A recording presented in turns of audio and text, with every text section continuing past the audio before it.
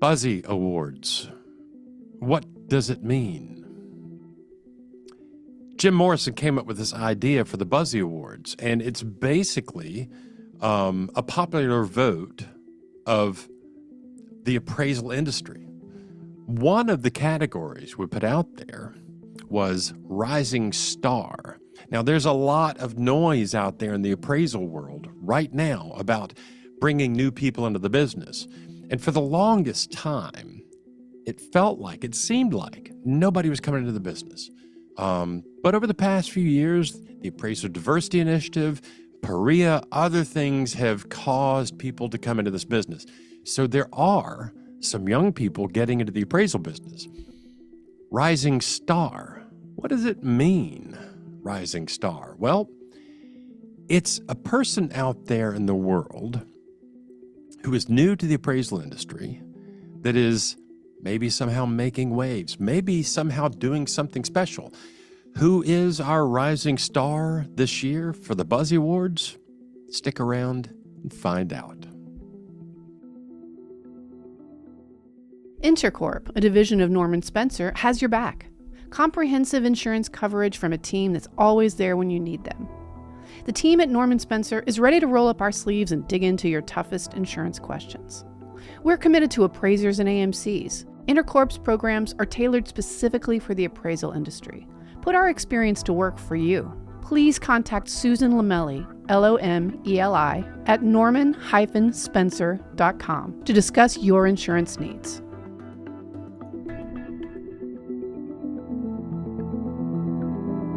You're listening to the Appraisal Buzzcast with your host, Hal Humphreys.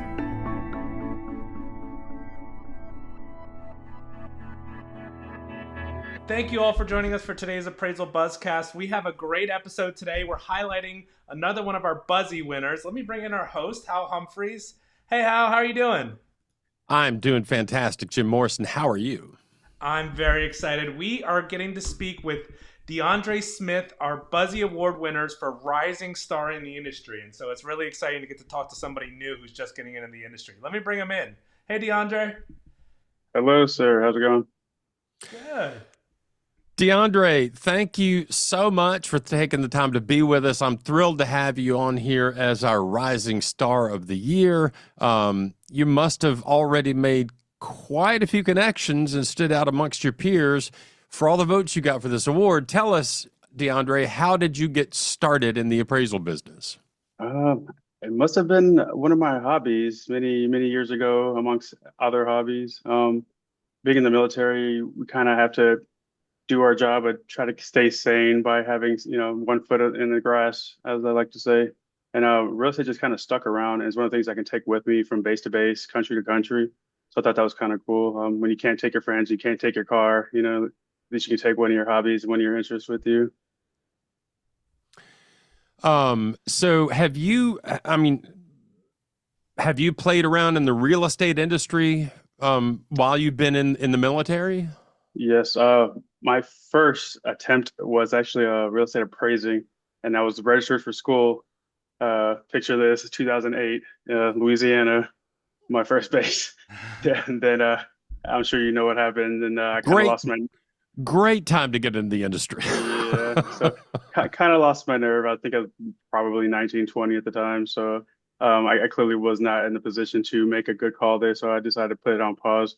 A couple years later, after being overseas, coming back, I was like, let's take another look at this. And according to my calculations, the market had bottomed out. So I was like, let's see what's going on. Let me see if I know what I'm talking about a little bit here. So I ended up finding a bank foreclosure property.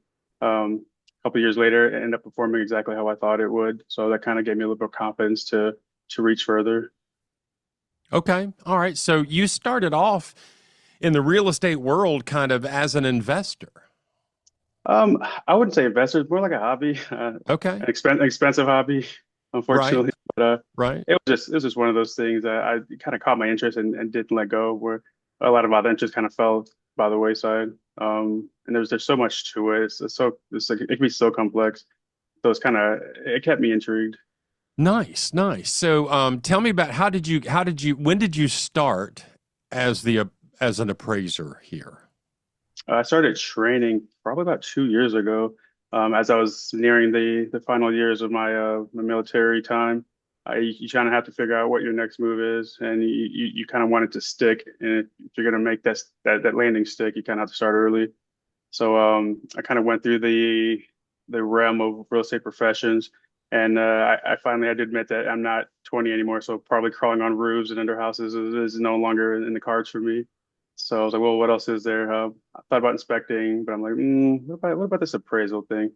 And it's definitely one of those shadow jobs that you don't really hear about, and that probably wouldn't have known had I not bought and sold a few properties on my own. It kind of like that little character that honestly I didn't even see most of the time, but was there, and was one of those jobs you could take anywhere. I think my first purchase was 2014, and then I had about three back to back between 2020 and 2023. Okay. All right. So you started training as a real estate appraiser a couple of years ago. Tell me, what's one of the most important things you've learned in the past couple of years about real estate appraisal? Coming from a technical background, I fix aviation equipment, radios, navigation, satellite, stuff like that. And accuracy is kind of the name of the game there when you're working with electrical components and stuff like that. Um, However, going into appraising, it's kind of startled me how much of an art form it is as much as it is a science. And coming from a technical background, it's kind of hard to get comfortable with that.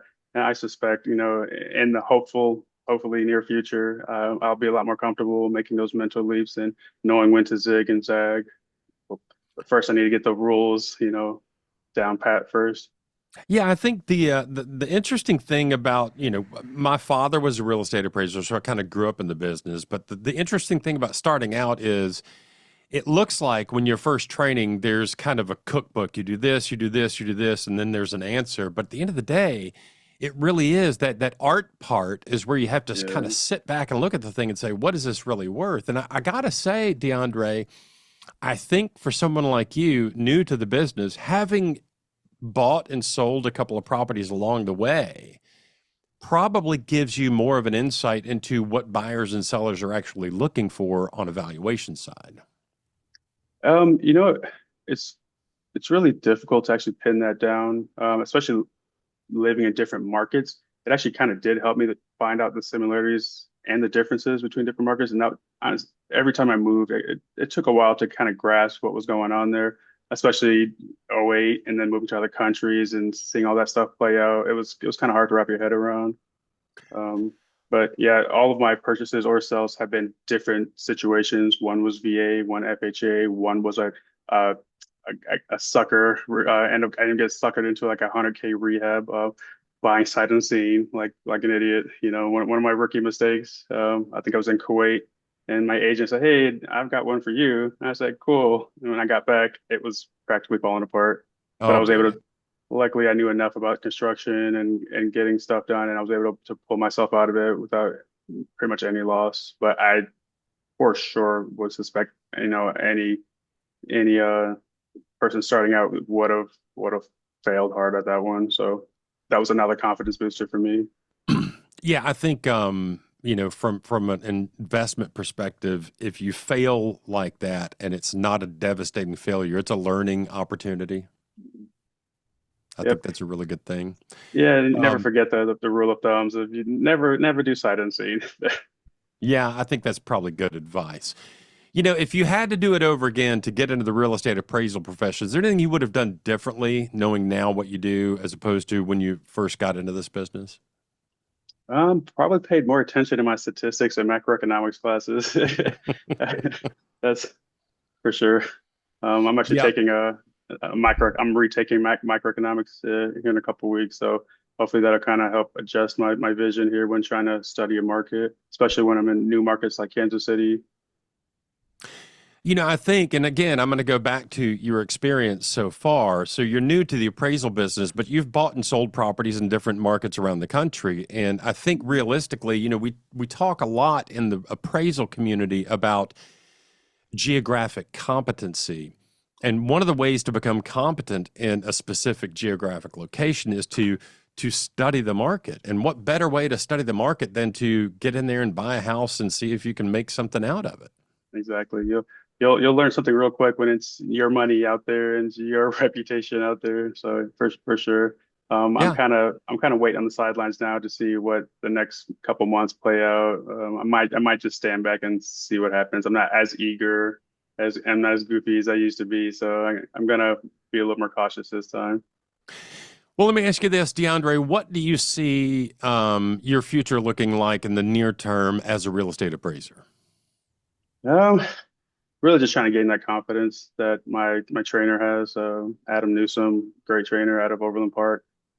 He's been in it for years. I came up through his family. Hopefully one day when I grow up, I can be as confident and as resourceful as he is. It's kind of impressive to see him answer some of these regional group chat messages that I think are just way out in the weeds. And here he comes out of nowhere, laying down the law, and it's kind of impressive. So hopefully one day I'll have a trainee bugging me the way I've been giving him the business.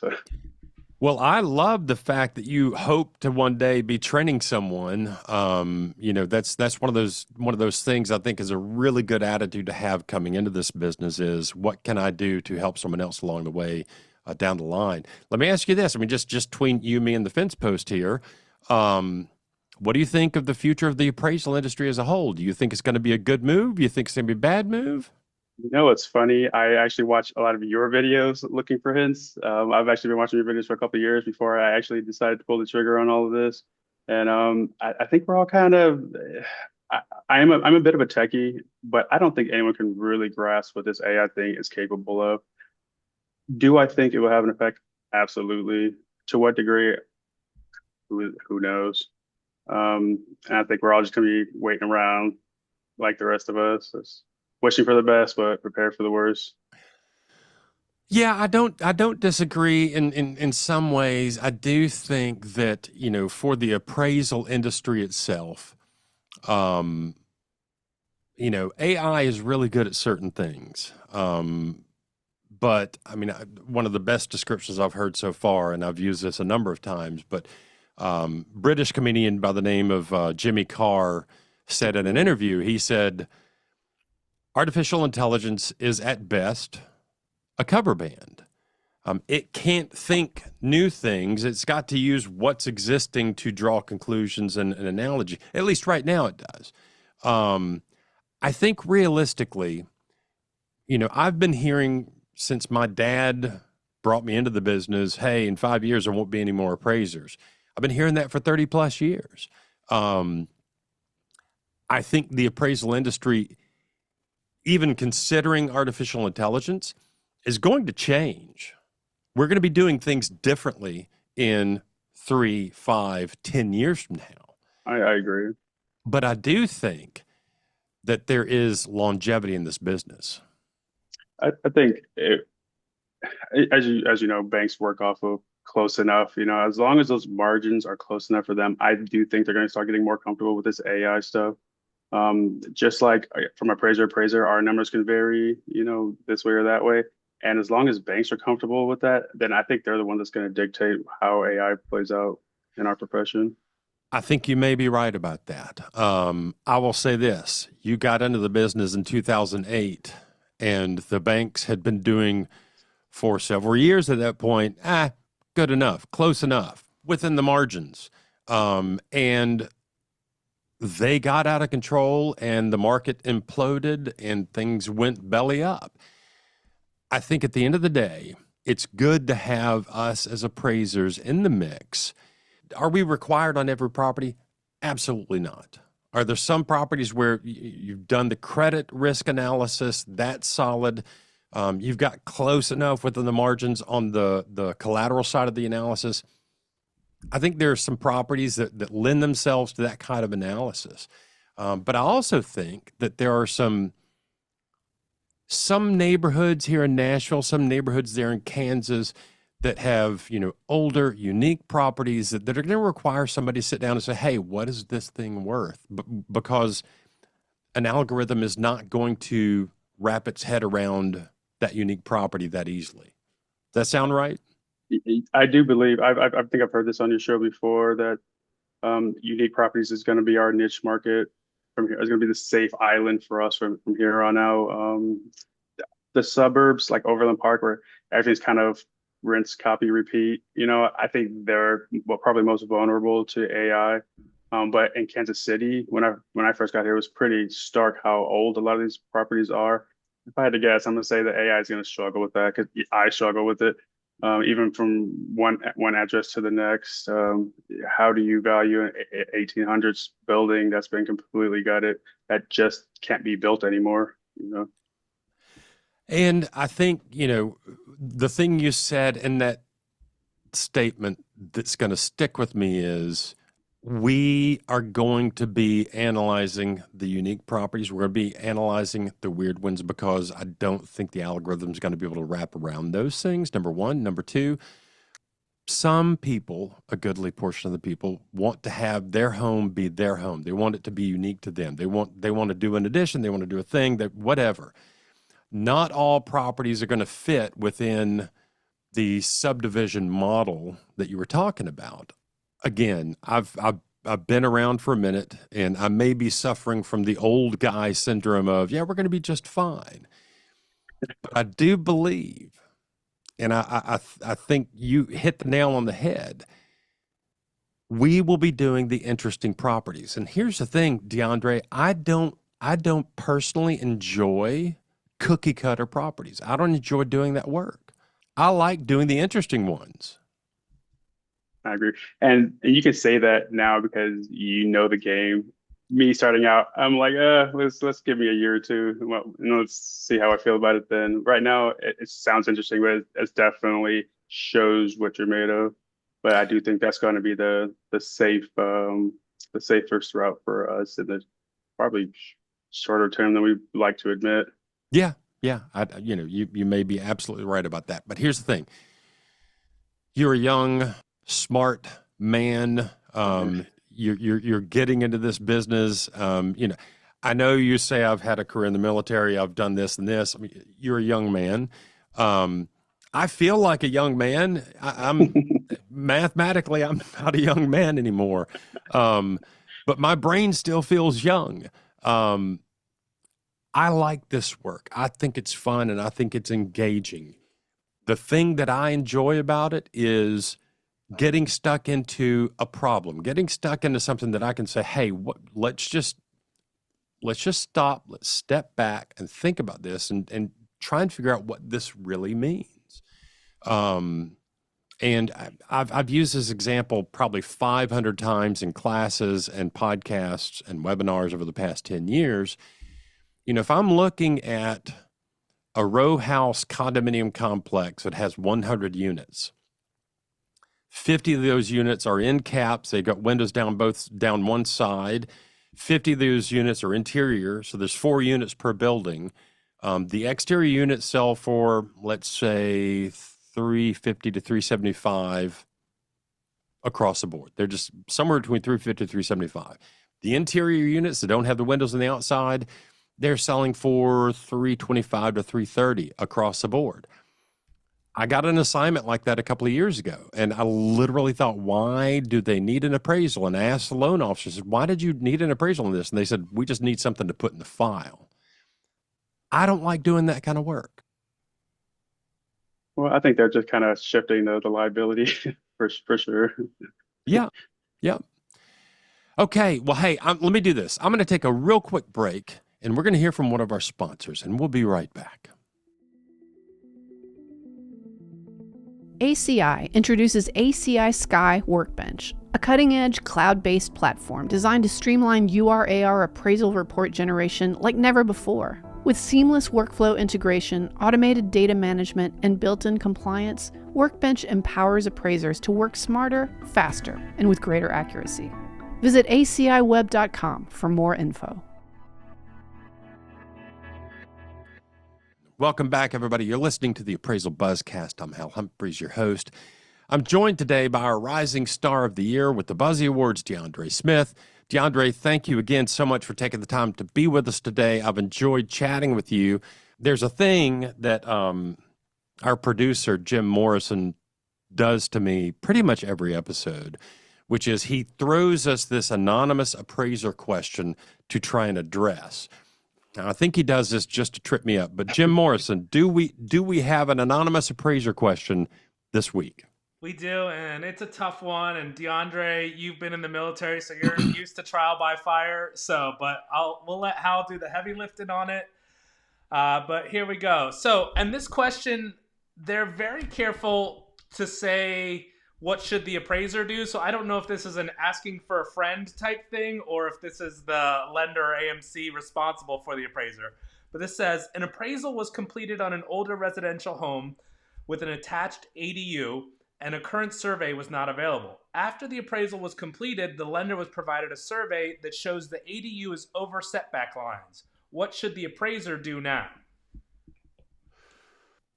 DeAndre, any thoughts as a newbie? I mean, that's pretty obvious to me as an encroachment issue.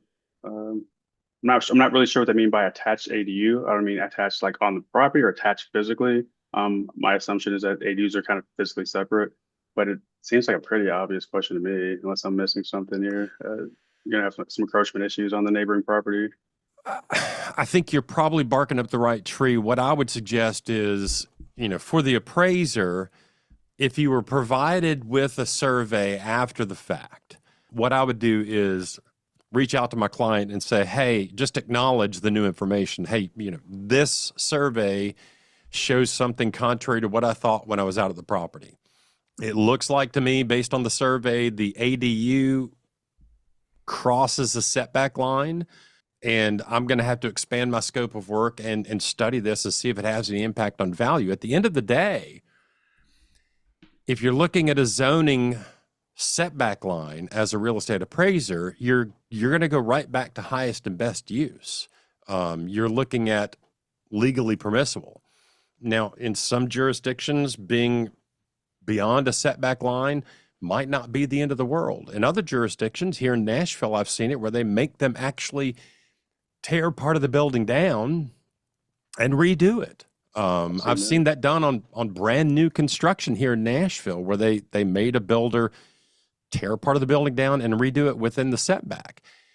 But your job as an appraiser, since that's the question, is to acknowledge the new information, talk to your client about the fact that you're going to have to, study the market and see if this is, number one, allowable, if it's legal but non-conforming, that's one issue. If it's not legal, and the non-conforming part means you've got to make some alterations to the building, that's a totally different situation. At the end of the day, it's your job as the appraiser to study the market and see if there is any impact on the value. If there is, you're going to have to update the report. And when you do that, be very clear about, here's what I did, here's why I did it, here's what it means. And then, as always, do it in compliance with USPAP. DeAndre, does that sound like decent advice to an appraiser trying to figure out a situation? I like the way you said it. We'll go with that.